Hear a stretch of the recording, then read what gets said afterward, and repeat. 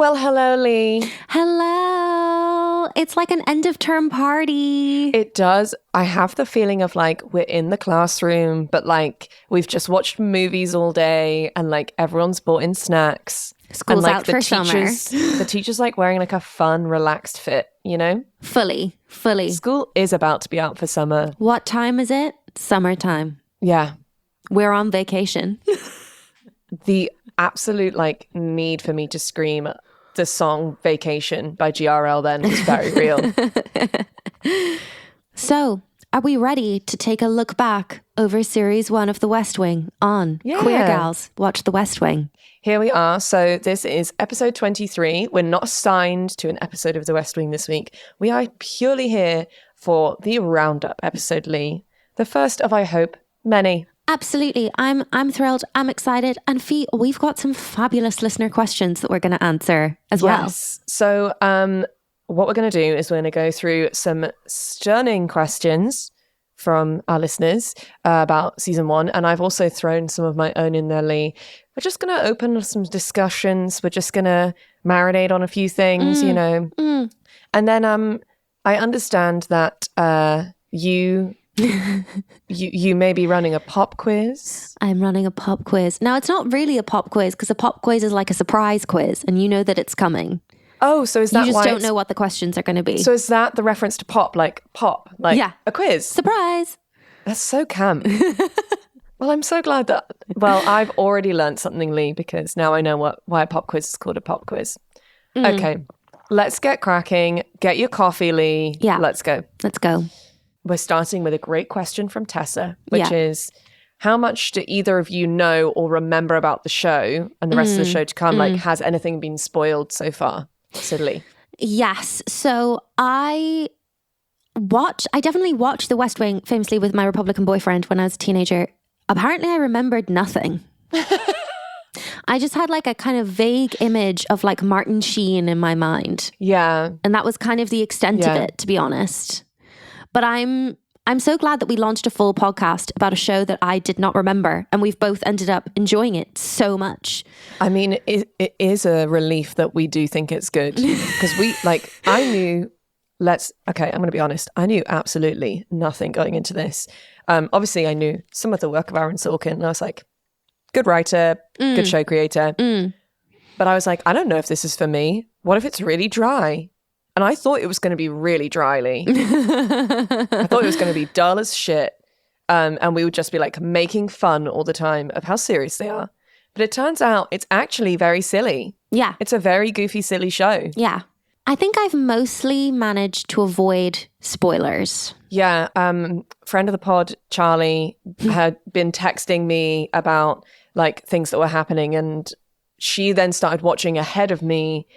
But she didn't know she was ahead of me and was like, oh my God, this thing. And I was like, no, don't tell me. And then I was doing a little bit of research for this episode and I was like, I'm going to look up some like fun season 1 trivia.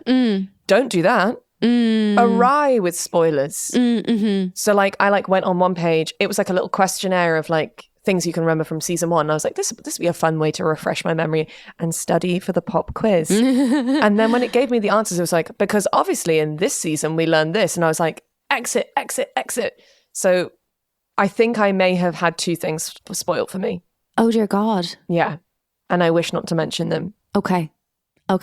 So yes, listeners, if you could avoid sending us spoilers, it turns out that I know nothing as much as Fi knows nothing. I just have always loved American politics because I've had such a big crush on Rachel Maddow my whole life. Understandable. Okay. Well, thank you, Tessa. It's actually, it's really useful for us to talk about this. Question 2. We'll start simply. Okay. So Books for Breakfast asks, favorite episode so far. I will allow you an honourable mention, like a runner-up as well. Yeah. I mean, it's borderline impossible to say, right? Yeah. Do you want to go first? I think I got really dragged into the drama of like later series episodes. Yeah. But I found it so hard to choose. Yeah. But I think at the moment, my favourite is like either 6 Meetings Before Lunch or Let Bartlett Be Bartlett. Got you, with you. Quite late episodes. I know.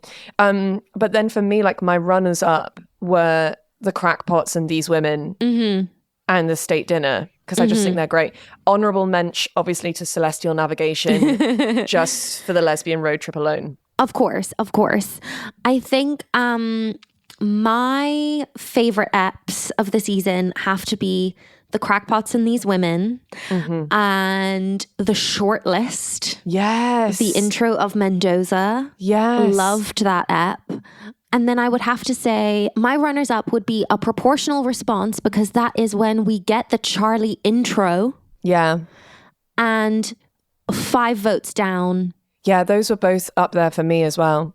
Like, big time. Toby accidentally participating in insider trading in 5 votes down. Yeah, that's like, I feel like that's our like first big entry into like Toby Ziegler deep cuts. Also, the Leo marriage breakdown is in 5 votes down. Lest we forget, Jenny leaves him in that episode. Jenny, we've not seen Jenny since. Where is Jenny now? Is she still at the Watergate? What's going on? Where is Leo living? Leo's living in the hotel. He's given Jenny the house.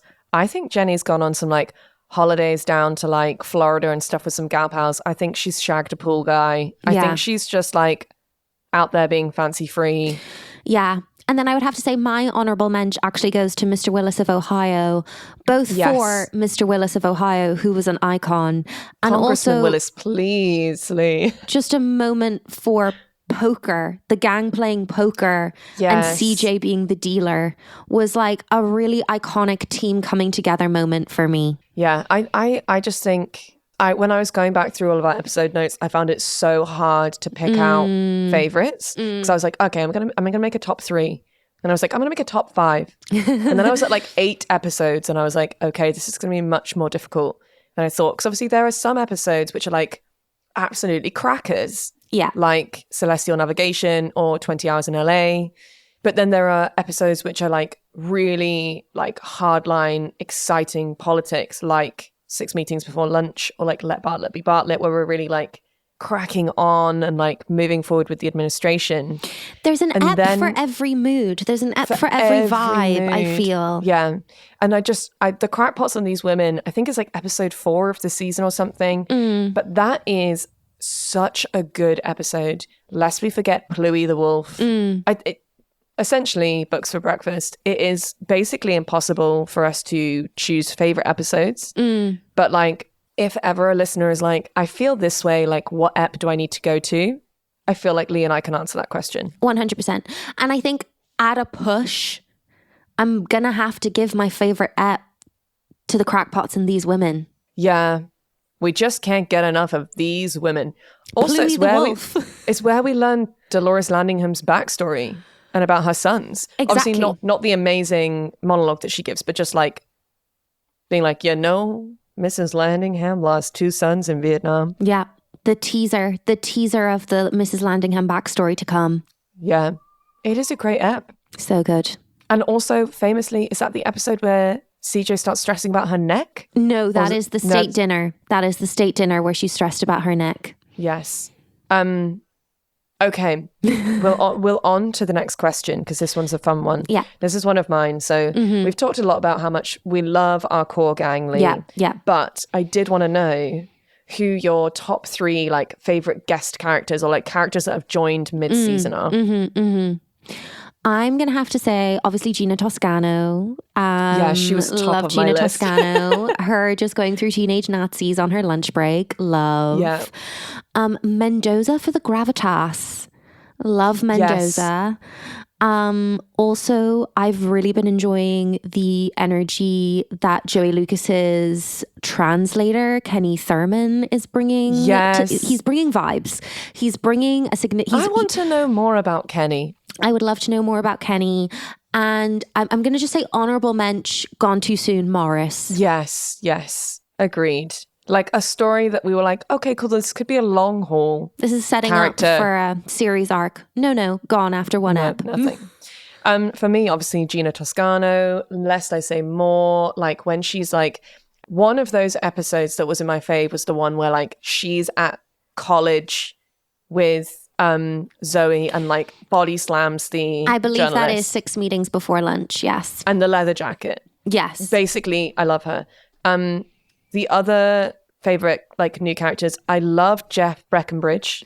He was phenom. He's been a one and done thus far, in terms of we've only seen him for kind of one meeting with Josh in one ep, but very memorable, I would say. A memorable performance, a memorable actor because he was gorge. And also I think just like a very interesting person and job to come back in to continue to like consult with the administration, I think. And then I'm just going to say Lord John Marbury, for the chaos, for the camp of it, less for the content, which was a lot of him being like, let me explain India, and me being like, I don't think a white person from England should be doing this. Yes. But I think just for like them being like, hide the liquor and women, him just like being like, are you the butler to Leo McGarry? Like there is something iconic about him. Yeah, no, agreed. Like I will never forget him. Yeah. Question number 4 brings us back to the gang. Yes. And Erica had a great discussion for us, which was they would love to hear our predictions for each character going forward and maybe kind of reflect on like how each of them has changed over the course of the season. So I'm going to take you through kind of like our core group. And one by one, we're just going to be like, how are we feeling about them going forward? How have they changed? Like, what are our thoughts and feelings? And I think we should start with the president. We should start with Jed Bartlett. I wonder how much Jed Bartlett will be allowed to change. Obviously, we know he's in his reputation era now, but I feel like because he's the president and he has this kind of like Aslan-esque quality and has had that from day one, we've kind of seen him, I would say, become sassier over the course of the series, which I'm enjoying. Truly. That famous moment when he asked if anyone had a smoke, that was a great moment for him. I forgot about that. Also a fan of a cheeky cig, much like Obama. But I wonder how much we will be allowed to see Jed as flawed as the series continues to go on, maybe more nuance. Yeah, I think over the course of this season, we've had a bit of growth in that because at the start, like Jed Bartlett was this very worthy character. He had an answer for everything. He was always like talking about the Romans and like quoting the Bible. And I think as it's gone on, and perhaps maybe even just in the last 5 to 6 episodes, and there's a bit more of a scramble, and like things aren't necessarily going his way. Yes. I think we have seen him like sermonize less. Yes, he's been allowed to have gags, which we love as the series has gone on. I do wonder what role his illness is going to play in the series moving forward. Yeah, because we are kind of teeing up that he does get fatigued, which obviously would make sense.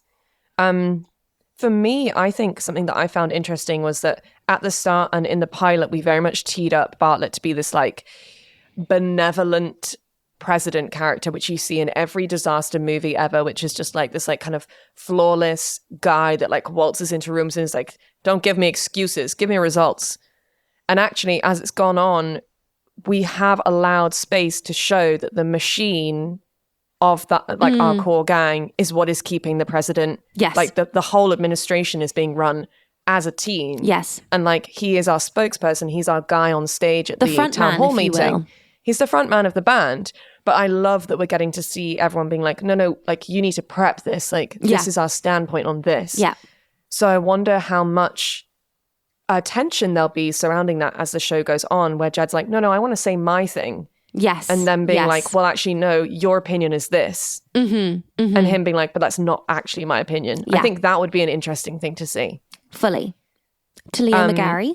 To Leo McGarry. Now, if you'd said in the first few episodes, Leo McGarry is going to have like a full moment where he like steps into and owns his journey with addiction, I would not have guessed that in a million years. No, I would not have seen that coming. I would not have seen him as a man going through the midst of a divorce. No, which we've kind of forgotten about. Yeah, I do hope that we come back to that. I think he's become harder as the season's gone on. Yes, he's gone from like funkle energy to much harsher with people, I would say. Yeah, he's holding everyone to a much higher standard, including himself. And I wonder if something that we might see going forward is like a little bit of burnout from Leo. Yes. And also, I mean, I think we're starting to see a little bit more push and pull in Leo and Jed's relationship. And I wonder how that will develop moving forward. I also do need some more clarity on what Leo is thinking vis-a-vis CJ. Yeah. I need more clarity on his perspective on their relationship. I think as we're now getting to the midpoint of the first, like, of Bartlett's administration, right? So we're like kind of hitting almost 2-year marks. So we've got midterms coming up.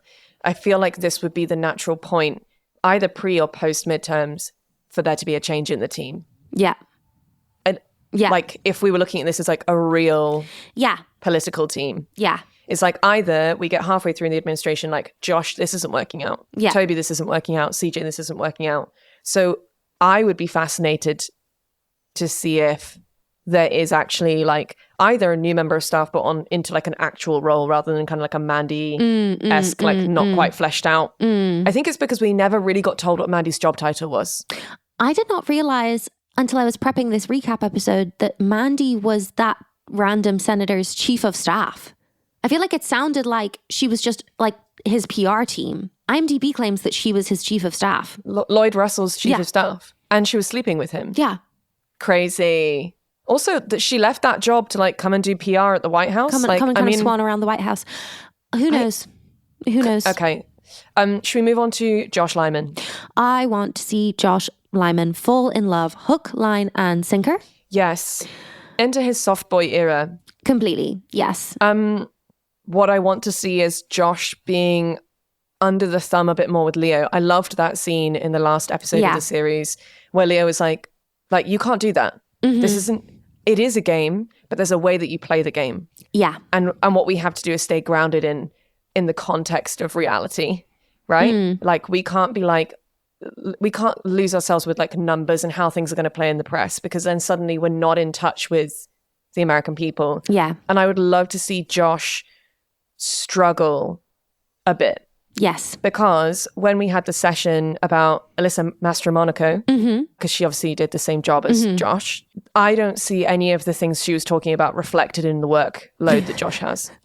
Now, that might be because that role has really changed and does change like person by person. But I'm not seeing, the Josh Lyman that was set up in the pilot that was like asleep at his desk, that was like ruffled, that was like running from meeting to meeting, like grabbing paperwork from Donna. Living for the job. I don't see him currently. He's kind of I see a guy that's like rocking on his heels, leaning on desks, like swanning about, walking into rooms and being like, hey, what's happening with this? Like, I am less interested in that character. Yes. So yeah, I guess to answer Erica's question, what I'd love to see going forward for Josh next season is to see him like at the furnace, like every day, like sleeping in his office again.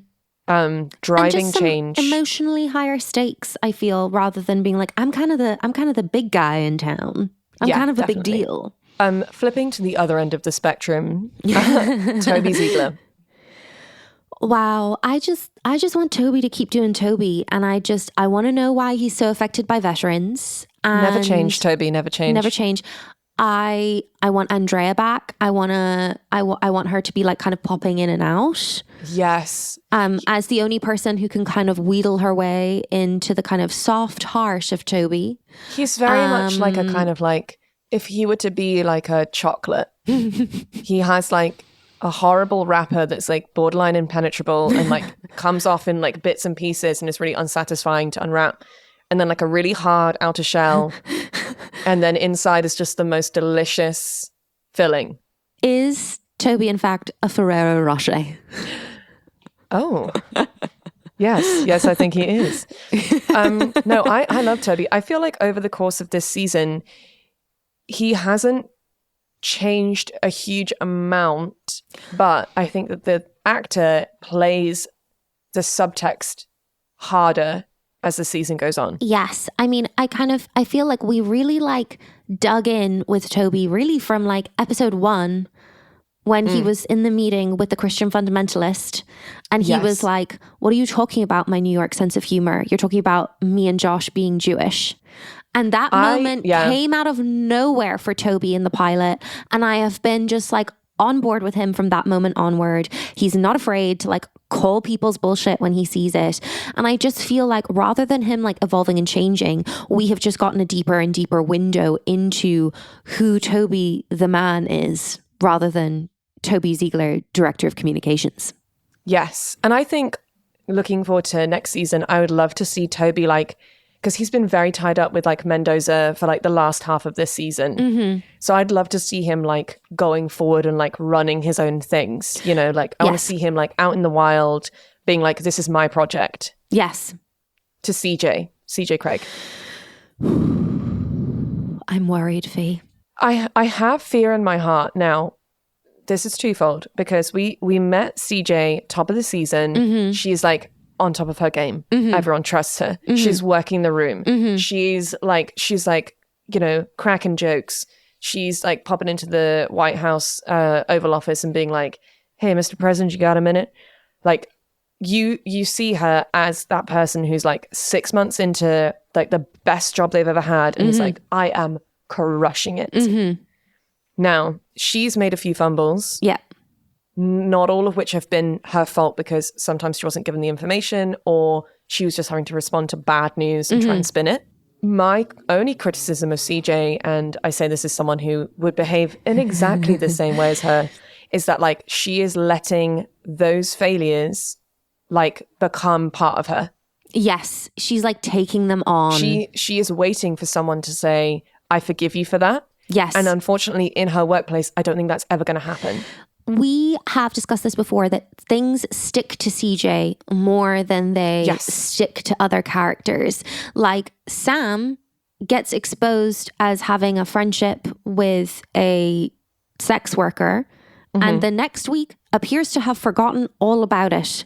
Whereas CJ, and I think this is part of her own like internalized misogyny and the internalized misogyny of those around her. Yeah. She sits with her mistakes more and they undermine her in her own head more. Also, part of me thinks, and I love to create a narrative. But if I'm looking back at Claudia Jean, if I'm looking back at who Claudia Jean was and where she came from. Directing her boyfriend's car into a lake. Yes. In my mind, like she was like the fun, quippy, like class clown, valedictorian at high school, like always the one that was like quick to talk and like very, very intelligent. And I think that there have been a couple of times where like she messed up when she was younger, when she was like at high school, when she was a kid. And I feel like she had a lot of siblings and I feel like she had a very overbearing parent, like one or like a mother or father who was like very stern. I see father. I don't know why. I see that more that as, I don't see her as having mommy issues. I see more as it maybe the dad being the problem parent. And maybe that's why like Leo's words are sticking to her. But in my head, I'm like, there was a time where like she messed up and her dad was like, that's just not good enough, Claudia Jean. Like if you keep going on like this, like that's what people are going to know you as, is like the girl who did such and such.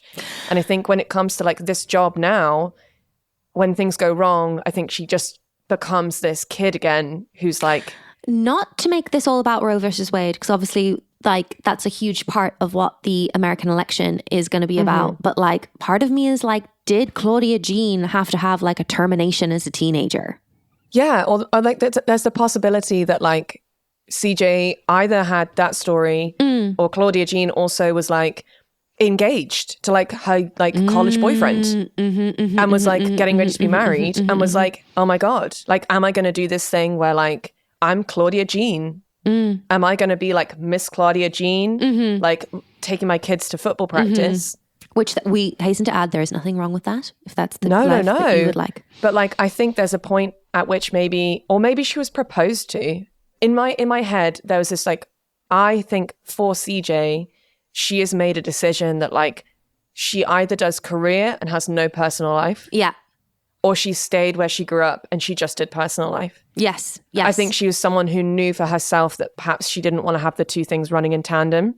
No. And that's fine. And there are some women who are doing that and doing a phenomenal job. And like, you know, you've been telling us about some incredible people who have been working in the White House with previous presidents who have like, the idea of like finishing a day, like a 12-hour day and then coming home and reading your kids a bedtime story. Like that's amazing. But yeah, I think something happened when she was younger. Like there's a need to prove herself. There's an untapped well in the CJ backstory for sure. Yeah. And it's more than just funny stories about driving being a Porsches 6-foot into woman ponds. in a Donna Karan dress in a pool. Yeah. Okay, I could just go on, so I'm going to stop myself. Sam Seaborn. Sam. Okay, we've had a journey. We've had a journey. There was a point in the series that I did not like him. He has clawed his way back somewhat by just being a bit weird at times. That's kind of earned him some points with me. Yeah, I could not agree more. So at the top of the series, he and Josh were like the cool, sexy kids. Yeah. And they were like, oh my God, how good we look. We look good, right? And now they've just taken that away from Sam Seaborn in a big way. Yeah. And now they're like, okay, Rob Lowe, in this scene, Sam is just going to do a monologue about maps. He's going to be driving Toby Ziegler to get Mendoza out of prison, and he's going to be navigating by the North Star. Yeah. Do with that what you will.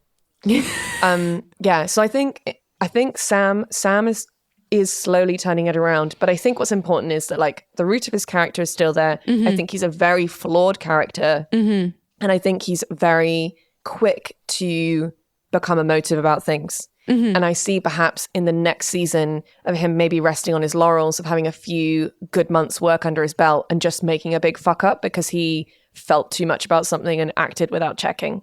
But what I will say is, I think while he is not very emotionally intelligent, he is emotionally open.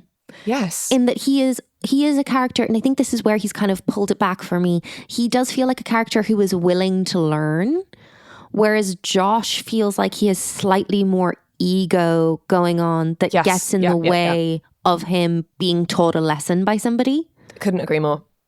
Shall we move on to Charlie Young? Which just brings me again to like, I'm so distracted this whole time by being like, who is down? Who is down? Who's been hurt? Who is down? I don't know. Deeply stressed. Also, like, who was wearing bulletproof vests and who wasn't? No one. None of them would have been apart from the Secret Service agents. And I don't even think Gina was wearing one. Oh my God, what if Gina's dead? No, it can't be. It cannot be. No. I won't allow it. Charlie over the course of this season has gone from strength to strength. And I think what we've seen is a slow build in confidence. Now, I would like us to note that confidence is a broad word that means a lot of things. And I think it's less so about like him being like confident to speak out or to like share his opinions, and more about the actor's physical performance. Yes. Like, yes. And even the like setting up of shots and like where they're placing Charlie in shots now. Like he was this guy who was always like right at the back, right by the door, like kind of like he's a tall actor, but like kind of a little bit slumped in the shoulders. And like now I see like Charlie standing upright. He's like walking into rooms. He's not like, I'm sorry, Mr. President, such and such. He's like, Mr. President, this is happening. He has found his ease and he has found his joy, I feel. In the next season, I'm just going to be optimistic. I'm going to say that Charlie and Zoe are going to have an almost breakup, but then get back together and be stronger. Okay. Phenomenal. I think something's going to shake their relationship. Yeah. And then I think they're going to get back together. But I think there's going to be a rough time for Charlie. I just want Charlie to continue, both through his relationship with Zoe and on his own terms, to continue finding the fun in life. Yes. That's my big dream. That was sensational. Erica, thank you so much. I think Leigh and I thoroughly enjoyed that. Yeah. Sorry for the deep dive into the potential life of Claudia Jean, aka CJ Craig. So in addition to this, we've done excellent work with Donna, with Margaret, with Carol, just deciding how we're going to flesh out their backstories because we'll probably never know. So obviously like Donna and her girly house share, living with her besties, Margaret as like solo parenting a young like teenage son, just kind of being a crazy mom, and him being like, please mom, just can you not stop oversharing. Stop oversharing. Yeah. And then Carol and obviously her girlfriend and their cat. Yes. And so I was just wondering if you wanted to flesh out any other EA backstories, Leigh. Could we go to like Bonnie and Ginger perhaps and just like see how they fit in? I feel as though I think Ginger is giving me the kind of the Elle Woods of the West Wing vibe. I feel like she was like president of her sorority and then was like, I actually want to get like a really serious job in Washington, D.C. And I think all of the girlies were like, oh my God, we're so proud of you. None of us understand what you do, but like we love it. Yeah. And then I feel like her and Bonnie may be really connected because maybe Bonnie is like Ginger's first friend who like she could talk about politics and like serious things with. Yes. I think Bonnie and Ginger both live with only one other housemate, but they don't live with each other. So I think Bonnie lives with someone else who perhaps works for like a senator or congressperson. I think that Bonnie is one of those people who is like, I always wanted to do something that meant something. Yeah. And I feel like in my mind, Bonnie has had the same boyfriend from college. Oh, and then okay. they like moved to DC to like intern together post college for different politicians, and that they are like still going strong but like don't live together. Like she still lives with another woman. She like lives with like a female housemate, but he like still comes by every Wednesday and every Saturday to take her out for a date. Yeah. And I think he works in like logistics or something. Like I think he's like at a computer desk, like booking things, like making spreadsheets, like making itineraries. And I feel like Bonnie's come from a family that like aren't necessarily a political family, as in like, but I do think that maybe like one of her parents maybe is like a journalist or like, but like maybe like a sports journalist. Or, do you know what I mean? Like she's had this like kind of inkling of like, maybe I want to go and do like something in DC or like maybe I want to work on a political campaign. And like her mum was like, well, you know, I did that when I left college. I worked on so-and-so's campaign and like that was the best 6 months of my life and it like made me the person I am. Yeah. Like you should go and do that. Yeah.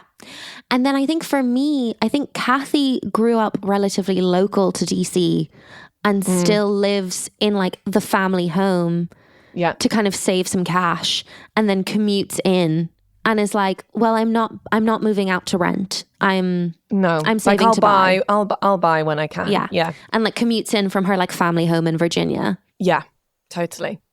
Yeah, Ginger for me, I love the sorority storyline. Did she say that she's from New Jersey or Rhode Island? She said that she was from New Jersey. And did Bonnie say she was from Minnesota? Yeah, I think so. Or Michigan?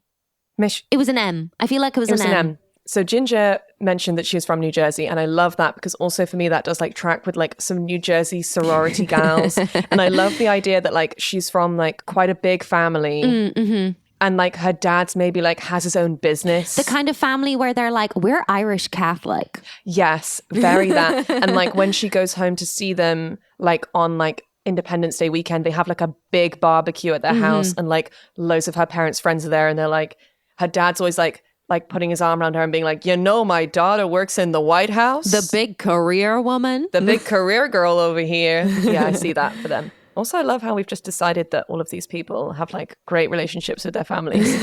What are we trying to compensate for? We're trying to compensate for Josh's backstory. Yeah, so heavy. We'll get into that. Okay, cool. Lovely. Let's leave our EA backstories there and move on to question 6. So Leigh and I, full disclosure to the listener who sent this in, whose username, I'm probably going to say wrong, but please forgive me. Akal Nurko. And they ask, how do we feel about Josh and Sam's backstory together? Now, Leigh and I kind of tried to dig into this. We're unsure if this is a spoiler or if it's just like we're speculating about how, like their relationship up until the start of the West Wing. Yeah. So we didn't really want to do any like searching on the internet for fear of spoilers. So all I'm going to say is I feel like Josh and Sam both worked with Bartlett They both worked on the campaign, yeah. But in different roles? I think it was said when we got Josh's CV in Celestial Navigation, I think it was said that he was the political director for Bartlett's campaign. And I feel like if Sam is working in communications now, it would make sense that he was on the communications side, maybe like as a speechwriter. I quite like the idea that when they were on the campaign trail with Bartlett, and they're both these quite like young, up and coming political people that like there was a bit of like jousting for top dog. Yeah. And perhaps they were like, I hate that guy's guts.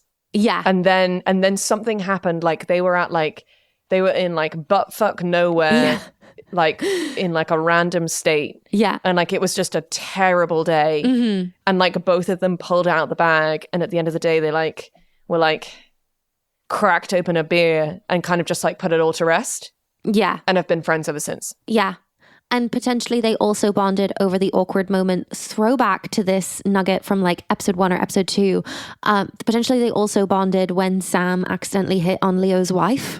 Yes. Because Sam apparently accidentally hit on chat Jenny. Up Jenny. Yeah. Okay, cool. So we'll leave that there, but like do flesh out what you meant if we have misconstrued. Mm-hmm. So on to question 7. There has been many a time that Leigh and I have been gagged this season. But SB Cappy asks, what has been your biggest surprise?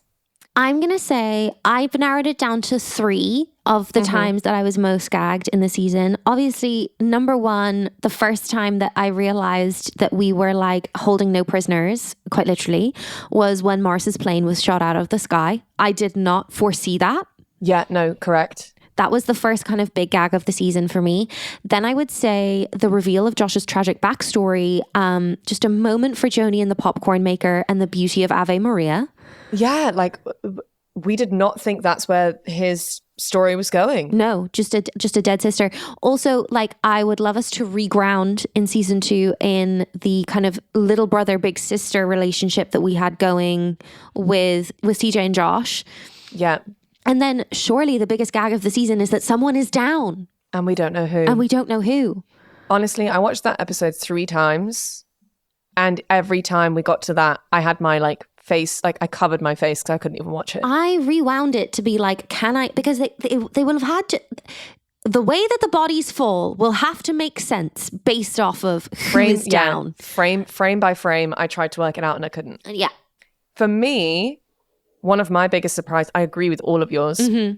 One of my biggest surprises was that Joey was sleeping with Al in 20 Hours in LA. Like when Josh goes to the hotel door and Al opens the door, I was like, I was shook. That was huge. That was the last person I would have thought that she was with. Mm-hmm. And then I think actually an honourable mention for me is the bait and switch from Lowell Lydell's dad in the Take the Trash Out day. When we had the whole episode, like, we're like, oh, he's not saying much. Like, maybe he was embarrassed that, like, his son was a gay man. Like, this guy's, like, a small-town guy. Like, he's a homophobe. And actually, he just delivers to CJ and Mandy this devastating speech about the fact that he doesn't say much is because he doesn't support Bartlett. Because Bartlett isn't, like, outwardly supportive enough of queer rights. And he says, lady, I'm not embarrassed my son was gay. My government is. And for me, like... Huge. Didn't see that moment coming. Also, one of my biggest surprises is that I could ever learn to grow to care for Sam Seaborn. Truly. What a shock. What a shock to the system. But a great question. And Leigh, I think that we will be shocked many times in the next season. Because, like, honestly, every episode, there's usually a moment where we go, oh, God. On to question number 8. CBJ Fan 4 asks, what are your top 5 proud to be an American moments? I would have to say, I serve at the pleasure of the President of the United States. It's unmatched for me, that one. I would also say an early but an iconic one, I'm going to blow them off the face of the earth with the fury of God's own thunder. Yeah, that was intense. Morris. That was intense. R.I.P. Morris. Yeah. I think for me, there were a few really good standouts. So like Mrs. Landingham's speech about her sons. Every day of the week. Yes, that's that whole speech for sure. I also have to say that like Jeff Breckenridge's speech about how America is unfinished and that's the way it's supposed to be. Absolutely. And then I would top off the 5 by saying simply the scene with Mendoza in the jail cell. Just that whole scene. Yeah, the two-hander between him and Toby. Actually, that moment with Mendoza, or the moment when Bartlett turns to Mendoza and says, "Are you aware that you are on the short list?" And Mendoza says no. And then Bartlett says, "Well, then what I'm going to say next is going to blow your socks off." Yeah. Yeah. And then he comes out and everyone claps. Yeah. Great answers. Great answers all round. Oh, I'm so excited. I love this show. Okay, so that leads me on to Leigh. What are your predictions for next season? Like, what do you want to see? My predictions and what I want to see are do I think that these things are going to happen? Potentially no, but these are the things that I want to see. Is this what we're manifesting? This is what we're manifesting. Yeah. I want to meet Charlie's little sister who he cares for. I want her to be a character that comes in. I want to see more of like Charlie's home life, like who is taking care of Charlie when Charlie is working like 24-hour shifts. Yeah. I want Donna to have a rival love interest to Josh and see Josh like squirm over that. Yeah, I would love that. I want I simply want clarity on the Sam, Laurie, Mallory situation. Don't we all? I want some screen time for Zoe and Stockard together. I want some Flotus and Zoe time. And then I just want CJ Craig, Gina Toscano, and Joey Lucas to like form a Charlie's Angels-esque alliance. I simply think if all three of them were in the same scene, it would be too much for me. I think I would be overcome. I think I would have to take to my bed. I would fall into a dead faint. I would swoon. Okay, those are really, really great. I mean, mine now sound just like very low key, but like justice for the unnamed and unnumbered Bartlett daughters. I would love to meet some other of the Bartlett daughters. I would like to know how many of them there are. Yeah. And what their names are. And what they do and like where they are in life. Who they are. I would love some more time with Toby and his hot ex, Andrea. Toby and Andy, just like kind of checking in. Would also love to follow the arc of Andy's political career. Yes.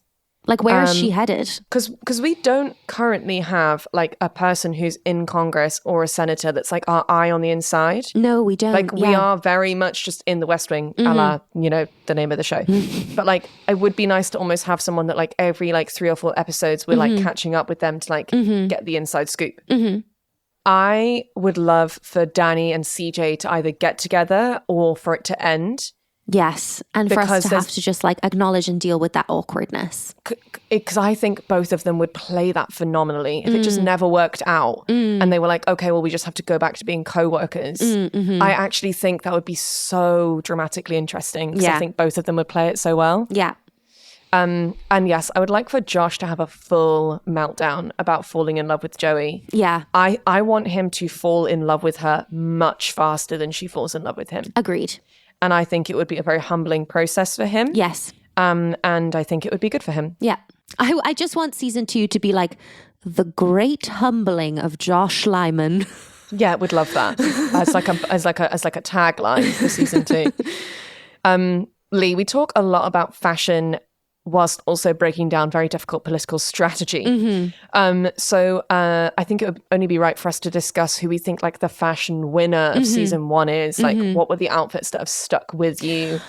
I'm going to go ahead and say, like, we just do need to take a moment for Stockard's blow dries, specifically the height and the elevation that she gets with her fringe. Just her first entrance in the state dinner when she's wearing like the bejeweled cocktail dress. Yes. And matching bolero, and just the mob wife energy of that blow dry.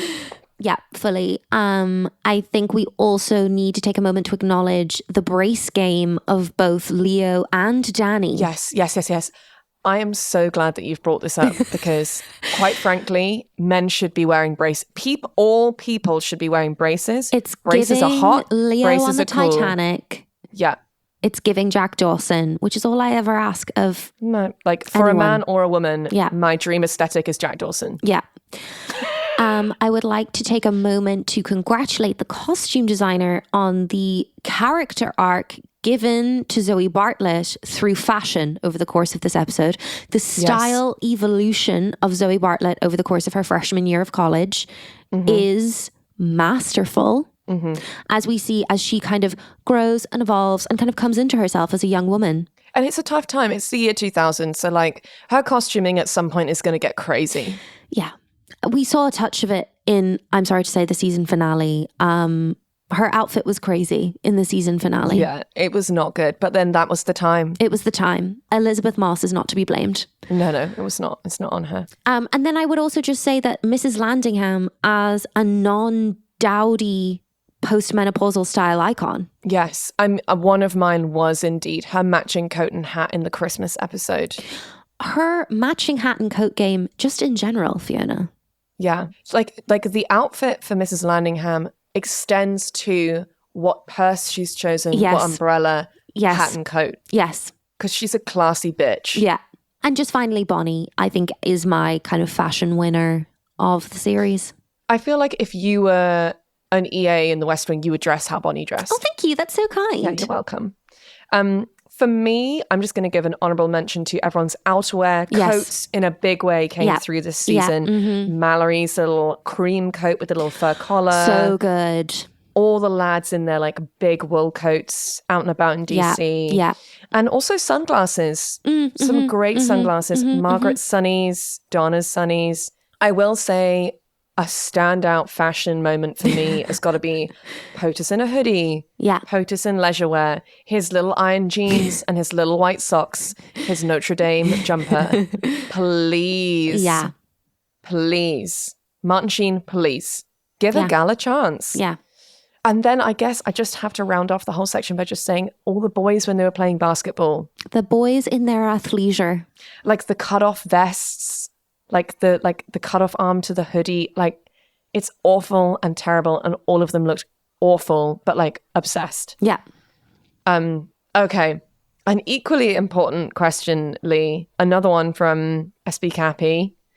Getting right to the core of things. To the real nitty-gritty of this show. And there is absolutely no debate for me on the answer to this question. And that question is, who in the cast is the biggest lesbian? And it is Toby Ziegler. There is absolutely no debate. He's grumpy. He's complicated. He's got a messy situation with his ex. But they're also friends. And they're obviously, they respect each other and love is still there in a way. Mm-hmm. That's queer culture. That is queer culture. He has very little time for like hetero bullshit that's going on. Mm-hmm. Mm-hmm. And I can't believe that I ever reduced him, Leigh. I cannot believe that my first take on Toby Ziegler was just to call him the rude man on the plane. Yeah. I take it all back. I'm humbled. Who else, Leigh?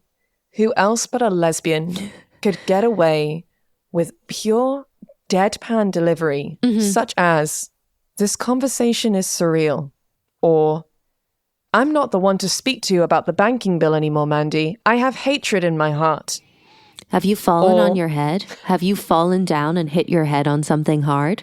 Or the majesty of, there's literally no one in the world I don't hate right now. That's the one for me. That's the one that's when that line came in, that was what really cemented Toby Ziegler as a lesbian in my heart. And also, this is my day of Jubilee, I think. Iconic, yeah.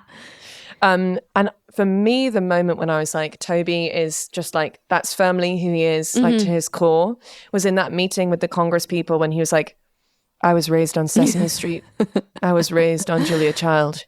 And I was raised on Brideshead Revisited, and their legacies are safe in my hands. I'm sorry. I'm sorry, Toby. Raised on Julia Child.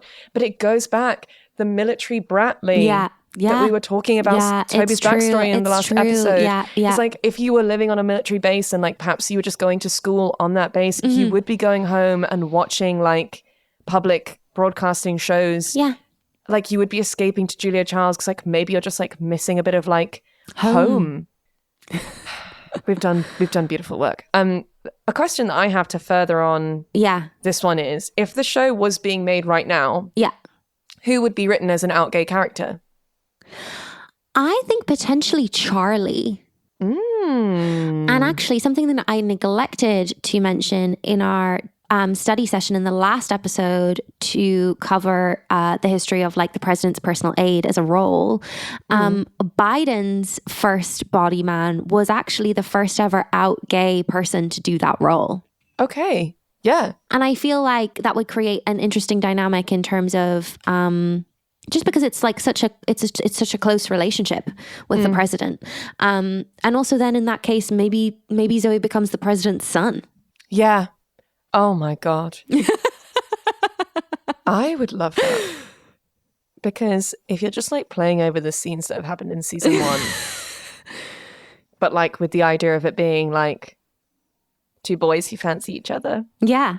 Yeah, I would love that. And I would actually love there to be a narrative where like the child who's obviously clearly the president's favorite child, like Zoe's clearly his favorite daughter. It's actually awkward at this point. We don't even know the other one's names. That's how much Zoe is his favorite child. We know nothing of them. We don't know how many of them there are. Just my daughters, plural. I would love it if like, the child that the president has this like strongest relationship with, that he's most protective over. Yeah. Very kind of, dare I say, Dick Cheney. Not to use the devil's name in vain. Truly. Yeah, okay. I didn't think that. So mine would have been Josh Lyman. Oh, I would love that. That would be fascinating. And to write him as a gay woman. Yeah. And like all of the bravado actually just being kind of about like being a bit flirty with women. Oh and dear like, God, I wouldn't be able to handle that character. Exactly. But then them being like humbled by the Joey Lucas character, but keeping Joey as a woman. What you're basically saying is that like you would have Josh Lyman's character become Bet Porter from The L Word. I suppose in a sense, yes. Okay, on to question 12. In the same vein as the questions before, Tessa is asking us a question of a very similar weight to Leigh. It's very important. It's very important, serious question. And I've thought on this a lot, Tessa, honestly. Tessa asks, which of the characters could most do with a thorough listen to Chapel Roan's Good Luck, Babe? What a thought-provoking question. I would have Leigh, to say... I have thoughts. I have so many thoughts. I think that it's very much the vibe of Josh arriving in his regular Tuesday suit, kind of blasting it with full main character energy on his way into the office on Joey's first day, just convincing himself that it's so casual. Not to throw in another Chapel Roan classic. And the character who I feel needs this song the most for me is Mandy. I think Mandy needs to just like scream sing Good Luck, Babe at karaoke with Daisy. She needs to go, first of all, and apologize to Daisy and then rebuild that friendship. And then they can go to karaoke together and she can scream sing this and be like, the thing with Josh wasn't that deep. I need to move on. Yeah, and actually, I just needed to call it off. Yeah. So actually, my instinct was very similar, but I've decided to gift it to Donna. Yes. About Josh. Yes. She very much strikes me as someone who would like assign a song to a person. I also do feel like Donna is someone who would be unlocked by Chapel Roan just as a person. In a big way, by panic would absolutely grip her. She'd be like, maybe like I am single and like maybe I am gonna go out and like I think I'm gonna kiss a girl. And her housemate's like, oh, okay. I mean, I think you've just listened to this song a lot. I'm not sure. I think you're very straight, Donna. But like, you know what, girl? Like, go. Not Donna coming back to the house chair and being like, guys, I went on a work night out and me and Ginger kissed and now I don't know what to do. Yes. Okay, that's happened now. That is law. But yes, she very much like strikes me as like when she's out with her house chair girlies and the song comes on, she's like, this is it. This is my song, guys.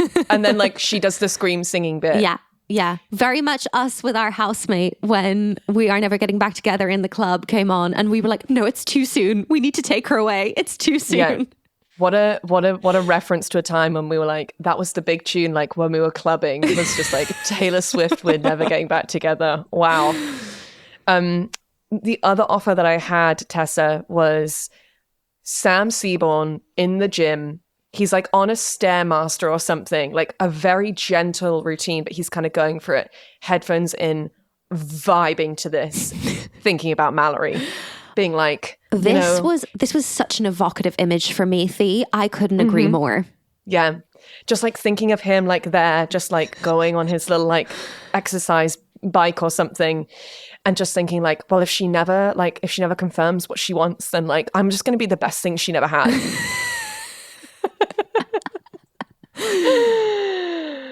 Great question. Great question. Okay. Question 13. A really good entry here from that curly gal, which is, which would you rather endure, a flight with Bartlett or dinner with Richard and Emily Gilmore? It's got to be a flight with Bartlett for me every time. I think a dinner with Richard and Emily Gilmore. Now, it does depend what season we're in when I'm answering this question. If we're in an early season of Gilmore Girls, there's absolutely no way that I'm sitting through a dinner with Richard and Emily. No, absolutely not. I'm not doing the Friday night dinner. Whereas Bartlett, I think I could distract by bringing up my love life and just allowing him to kind of drunk auntie his way through the flight. And I think that would be my tactic. Yeah, I think I agree. Now to have a martini with the Gilmores, it's a hard thing to pass up on. Yes. But my fear is, Leigh, that if I went for dinner with Richard and Emily Gilmore, I would get shit-face, blackout drunk. There's absolutely no way that I wouldn't get absolutely trashed. Yeah, and then I would just say something cutting about the DAR, and then like Emily would be like, you have to leave, and then Richard would be like, no, she's a guest, and then I just think I think it would be awful. Whereas I think equally with a flight with Bartlett, now I may have to take myself strategically to the bathroom to just like breathe and have some quiet time. So non-verbal time. But I honestly feel like, you know me, I love chatting shit and I love niche topics. Yeah. In this way, it's very much where I cross over with Jed, which is like, Leigh and I will just be having a casual conversation, and then I'll be like, back in 1650, there was actually a tax on haymaking in da-da-da-da-da. And Leigh will be like, why are you saying this? Why do you know that? So actually, that is very you, actually. Yeah. I think I would. I think actually I would like to be on a flight with Bartlett. Also, it would mean I'd be on Air Force One, and I would love that. Yeah, I mean, I will say, like, me not wanting to have dinner with Richard and Emily does not mean that, like, I believe Emily Gilmore to be an icon. She's an icon and a legend, especially like a fashion icon. And I do. She's kind of a gay icon. In that she's so camp. She's so camp. She's very camp. I just unfortunately feel that a dinner with Emily Gilmore would like unlock every insecurity that I possess, and I would leave like a shell of a woman. Whereas Bartlett, I think, could have the impact of kind of amping me up. You could leave that plane being like, I actually feel like I know what I want now. Yeah, fully. Question 14. James is taking us to a very fun place by asking, what would CJ have to say about Biden dropping out of the presidential race? I think CJ would be extremely relieved. I sent you a video of Jen Psaki being interviewed recently by Seth Meyers, and she was asked about her thoughts on it. And he asked the question by being like, what a time not to be press secretary. Yeah. So I think we should just take like a moment for Karine Jean-Pierre, because that cannot have been an easy job through the weeks that people were pressuring Biden to drop out. So I feel like had it been CJ in Karine Jean-Pierre's job for the last couple of weeks, she would be a woman on the edge. She would be a woman on the brink. And so I think CJ's reaction would just be like to pour herself a large glass of Malbec and say, well, now I can maybe finally go to bed. I think she would have like absolutely bossed the press briefing just after the letter was released. Done like a sensational job, had all of her answers prepped with very little time, and been like, that's everything. That's a lid on it today, guys. See you in the morning. Gone home and had a really big cry. A really big cry. And then maybe booty called Danny. Shagged Danny. And him being like, is the only reason I'm here because of what happened today? And her being like, yes. That you know exactly what this is about. Are you interested or not? And him being like, I'll be there in 10. Fully. And then the next day, like her coming into the West Wing and like going into her office and like Kamala Harris is there. Yeah. And being like, let's get started. Like, let's do this. The first thing I wanted to do is just like say like, are we on this team together? And CJ being like, let's go. Now she's freshly fucked. She's had a glass of wine. Yeah. Let's go. She's rejuvenated. And James, that's our hot take. Obviously, we know that the White House press secretary would not be interfering with a campaign because it's very important that that be kept separate, etc., etc., etc. But I feel like CJ and Kamala would have like a conversation on background, being like, but when I come in, you're coming back, right? Yeah. Yeah. Yeah.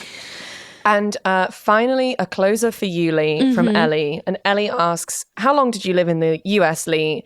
Can you discuss a little bit about your background? And do you have American and Irish citizenship? Yes. So I grew up in Ireland, and then my father was moved from the Microsoft Dublin office to the Seattle office, and so obviously my mum and I moved with him.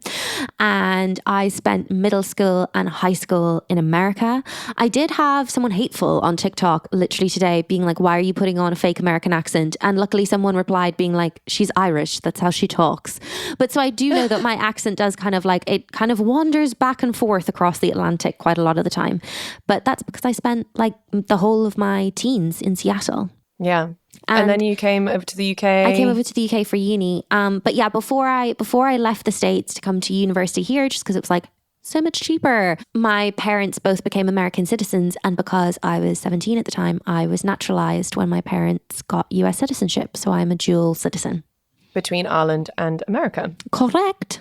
Excellent. I think it's a fun origin story, Leigh. No, and I mean, like, my dad's work friends would, because my dad also lived in the Netherlands for 10 years, they would always be like, well, we never know if we're going to get like Irish James, Dutch James, or American James, because he did kind of like take on culturally different parts based on the different times in his life.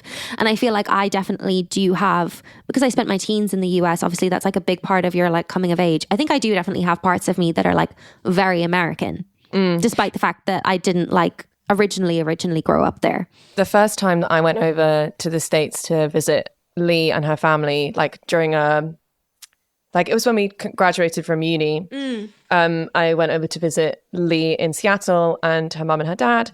And like, it was wild, guys. Just like the idioms being used were like so confusing. Leigh's mum's also from Birmingham in the UK. But like obviously lived in the Netherlands and in Ireland and also in America as well. So like the accents are crazy. The turns of phrase are wild. It's super fun. But yeah, Leigh is kind of like a Heinz 57 variety kind of person. Just like there's a little of something, there's a little sprinkle of this, a little dusting of that from everywhere. Yeah, she's an icon. She's a legend. Yeah, and I suppose I lived through the Bush and Obama administrations, I suppose is the best way of saying it in the States. And you the first time you could cast your vote was for Barack Obama. That is true. And I was also there for some Trump. I was there for some Trump as well. And now you live in the UK full time. Yeah. Yeah. So that concludes like our Q&A, Leigh. But I thought it would be fun to kind of round off this section before we move on to the pop quiz by just going back to the majesty of some iconic quotes that have come from season 1. So I've split these into just like different characters, just random from throughout the season. And then I have a special section at the end, which is just petty moments from Jed Bartlett. Should we go one apiece? Perfect. So I think Donna, it's going to be an unbearable day. A really important setting up moment for her character, I feel, and her relationship with Josh. Yeah. CJ, I gotta tell you something, Toby. It's hot when you're like this. Again, lesbian energy. Such lesbian energy. Another from CJ. You're cracking wise when I'm coming to you exposed and vulnerable. A great moment for CJ and Sam's friendship, which I feel like we've not touched base with that relationship in a while either. I'd love to come back to that. Mrs Landingham, an absolute classic that really established her character. There is no need to adopt a tone. Love that from her. I just think I had to add this, which was CJ going, "Hey, fish boy," to Danny, because it's cute and hot and I love them. Josh, I'm a professional hostile witness. Need we say any more? It really sums up his character. I'm going to go for Leo when he's talking about Lord Marbury. You're really going to let him loose in the White House where there's liquor and women? Just because that's crazy. Yeah. That's crazy. I do have to cut in and say CJ on the state dinner episode when she says, Mirabelle needed to know what wine was being served with the fish course. So good job I went to school for 20 years. It's wine. You drink it. She was iconic in the state dinner episode. That was one of CJ's best episodes for sure. And I can't remember if it was that one or another episode where we got the phrase which now lives with both of us, which is, you're a rabble rouser, you rouse rabbles. Listener, please do let us know if you would like us to produce rabble-rousing merch. Because I say that now on the daily. Do we feel like this is maybe the quote of the season? It might be the quote of the season for me. I think so. I mean, CJ's got so many. A moment for Sam when we had there was like the Lily and Field thing. You're a cheap hack, and if you come after Leo, I'm going to bust you like a piñata. Good for you, Sam. Good for you. Abby Bartlett obviously had two sensational ones. The first one being, nice threats, girl. Closely followed by, she's not married, Stephen, and she doesn't have a boyfriend. What an entry for a character, yeah. And obviously CJ, I'm a woman in my prime, Josh. I'm a prime woman. Yeah, again. Aren't we all, CJ? Great quote. Aren't we all? Sam Seaborn, obviously, this is when we went off the edge with Sam, which is, your teeth are the best friends you got, CJ. Take care of them, they'll take care of you. Followed by, I'm nuts for dental hygiene. And obviously the classic, a secret plan to fight inflation? Like, no one has a right to pull that line off. Mrs Landingham, stunning with, once again, you display an immaturity towards vegetables, and I don't think that's at all presidential. A moment from Mallory, an iconic moment from Mallory. There will be, under no circumstances, sex for you at the end of the evening. Just another reason why Good Luck Babe, an anthem for Sam Seaborn. Absolutely. Fitzwallace in that horrible meeting with the horrible military men, where someone says, it's an honor to meet you, Admiral. And he just goes, I imagine it would be, yes. Incredible scenes. Josh giving his best baby and Dirty Dancing and being like, I gave Joey Lucas a coffee mug. I carried a watermelon. Also a really good candidate is Sam talking about his EA Kathy and saying, she's like my younger sister, but she gets paid and she frightens me. We've not had enough of Kathy in this season for my liking. No, she kind of exited out, but I'm sure she's coming back. And then I think we'll close off this with the reason why Danny Concannon is and always will be the true lover in my mind for CJ Craig, which is, I'm a very good looking guy, CJ. I mention it because it's not something people notice about me right away. I like seafood. I like most food.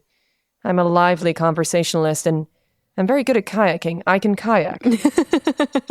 I do. I will marry you. No one has ever a-wooed like Danny Concannon has a-wooed. Yeah, exactly.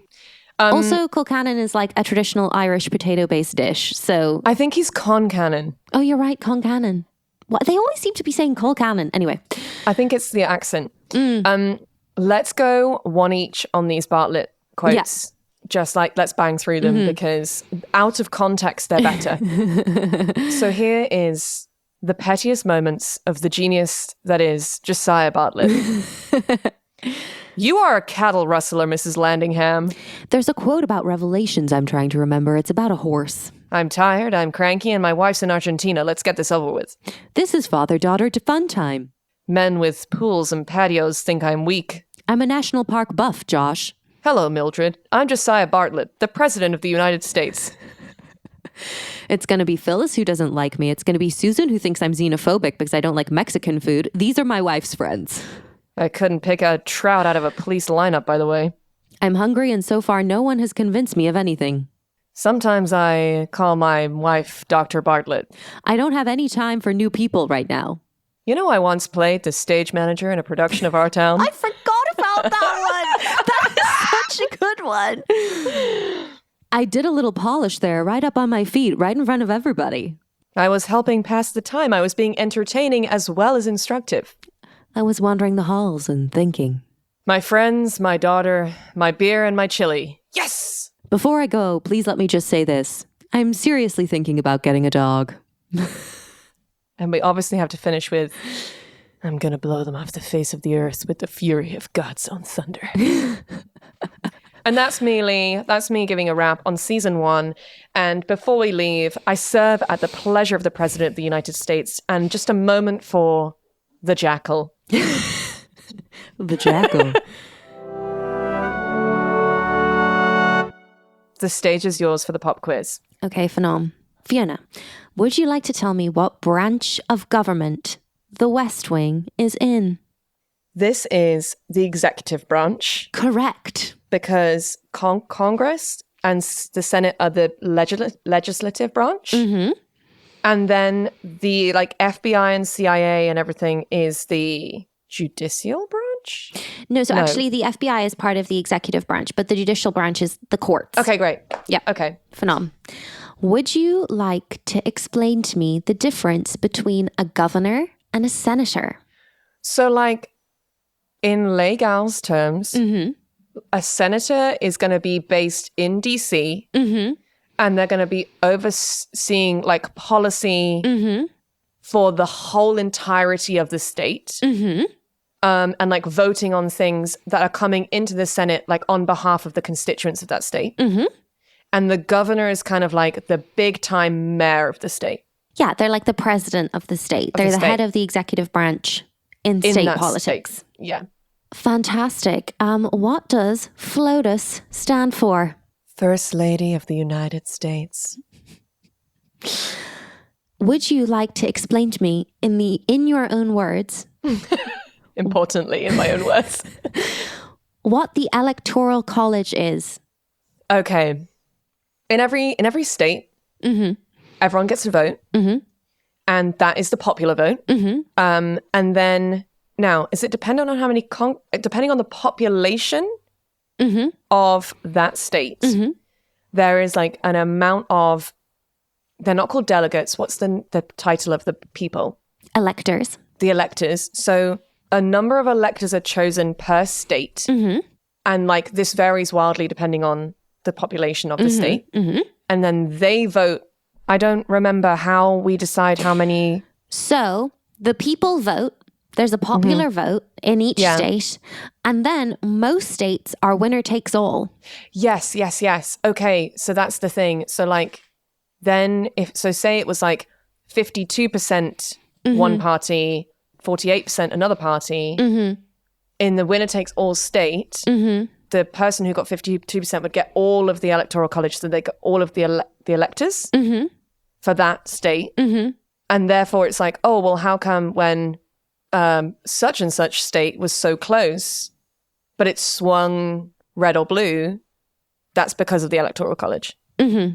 And there are a few states that aren't winner takes all because you can decide, it's decided state by state if they use the electoral college. No, so every state uses the electoral college, but there are a couple of states that have proportional Representation with So- the electoral college. Yeah, Okay, so I'm with you. depending on the percentage that the candidate wins by, they can have some electors, some of the Republican electors and some of the Democratic electors. Great. Fantastic. Can you describe to me any of the things that the vice president does? That's an excellent question. Oh, so the vice president is the deciding vote in the Senate because they are chief of the Senate, speaker of the Senate, master of the Senate. President of the Senate. So that's one thing that So they do. in the case of a tie in They the are Senate, the deciding, they are the tiebreaker. deciding vote.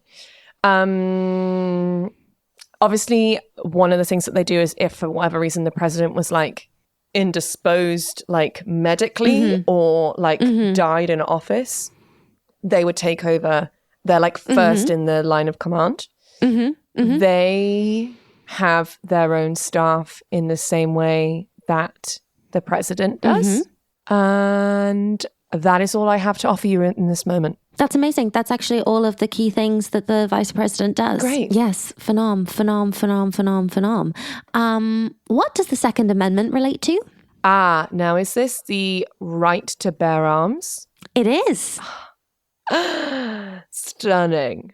And that's people that was initially written into the Constitution because obviously we were coming out of being part of the under English rule, correct? It's the right to form a militia. That's the wording. Mm-hmm. Mm-hmm. Cool. And very briefly, what is the difference between a congressperson in the House of Representatives and a senator? Well, Leigh, that's a really great question. It would be so hard for me to answer that in simple terms.